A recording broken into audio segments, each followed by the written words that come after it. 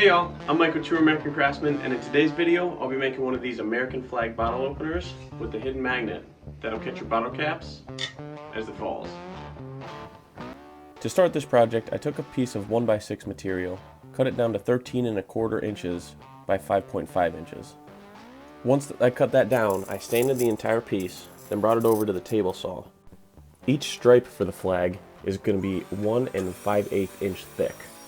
This will give me 3 pieces and leave the total to about 5 inches.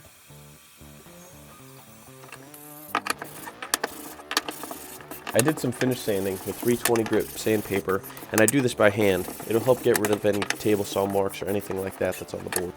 Once the sanding's finished, I piece all the boards together to see what looks best, and then I take the palm router and hit all the edges with a nice shallow chamfer bit. You don't have to use a chamfer bit, you can do a round over or just leave them square if that's the look you like. I find that the stained flags, such as the rustic or the brown that I do, look better with a chamfer bit, whereas the spray painted flags that I do are better just clean and straight.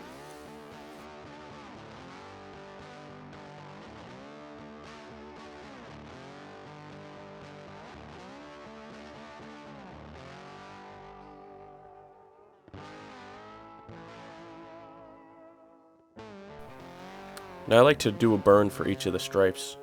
Some people like to go super dark, some keep it light, but I just do a nice medium even burn.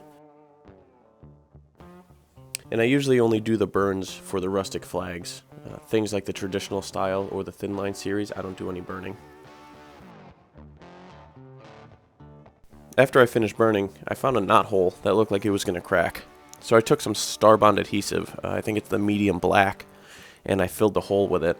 After I wiped it down, I took some painter's tape and wrapped it around just to give it a little pressure.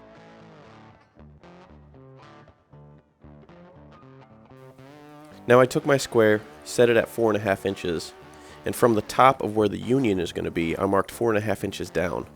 This is where I'm going to place the breaking point for my stripes and my stars to meet. I used my hammer to tack in some blades. This will help prevent the stain from overflowing into the stripe area, and it'll help the stripe area from overflowing into the union area. It just keeps everything much cleaner and shows nice clean lines. The blue stain that I used for the union is semi-transparent navy made by Minwax. It's the oil-based one. And for the red stripes, I'm using the semi-transparent Barn Red. That's also an oil-based.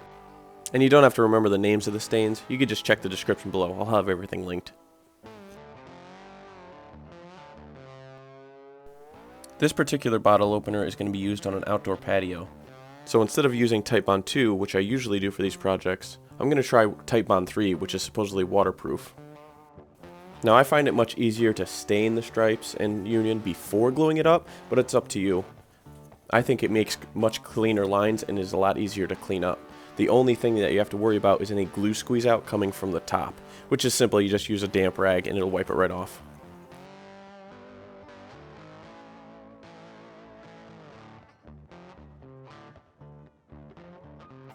The best way that I found to attach the bottle openers to the wall is with 2 keyholes, and I just use a keyhole router bit to make those cuts. So to get the keyholes in the right spot, I measure down from each end 2.25 inches, find center, and then just make a 3/4 inch line, and that's where your keyholes will be placed. As for the hidden magnet, I go 4.5 inches up and find center at that 4.5 inches, which then I'll use this Forstner bit, which is a 1 3/8 inch Forstner bit, and go approximately 3/8 to a 1/2 inch down. You can't go too shallow with the hole here, only because the less wood between the front of the board and the magnet, the more strength the magnet's going to have to catch the bottle caps. After cutting the keyholes with the router bit, I then take the back of the board and get a nice dark burn with it. Finishing the back of the board with a nice heavy burn makes it look more complete and rustic. And here's one of my big mistakes. I was too busy trying to get a really cool shot using the keyhole bit for the router that I did not adequately line up the top keyhole. So the easy fix would just be to fill it with a little bit of putty and then sand it down to finish it off. The coolest way that I found to make sure that the magnet stays in the back is to use an epoxy resin mix.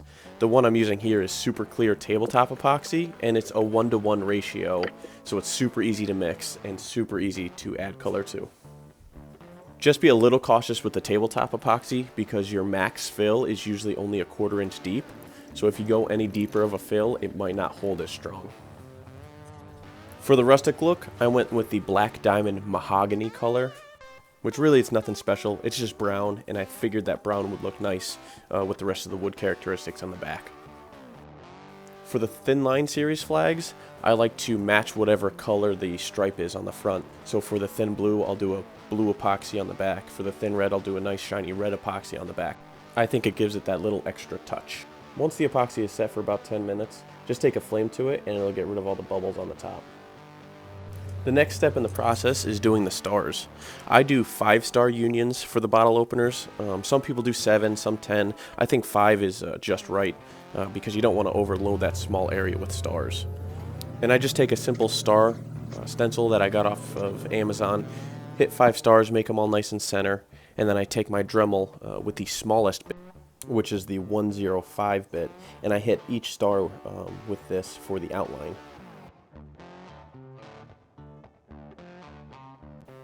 Once the outlines are done, I switch out the Dremel tip and put the number 107 bit in, which is real thick, and I just chop out all the insides of the stars, making them nice and flush.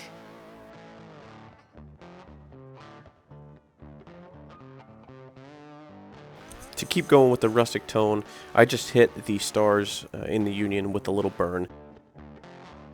For the rustic flags, I like to use a satin finish because there's not too much of a shine. And right here I'm using the Minwax 1-Coat polyurethane. And I'm just wiping it on with a towel, nothing fancy.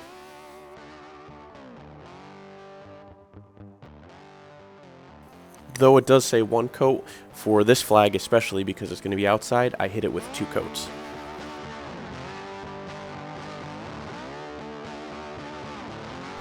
Right here I'm using some superfine steel wool to give the polyurethane a little buff and remove any excess drippings that might have solidified.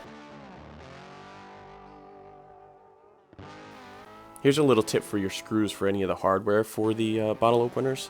I just hit it with a dark spray paint for the screw heads and it'll hide that shine when you go ahead and attach your hardware.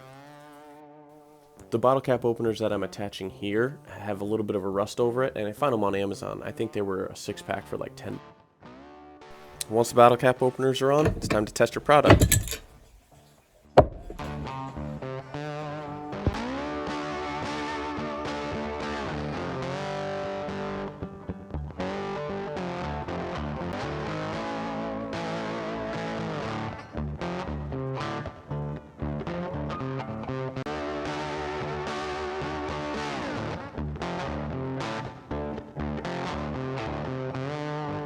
Hey y'all, I hope you enjoyed the video. The possibilities with these flag bottle openers are endless.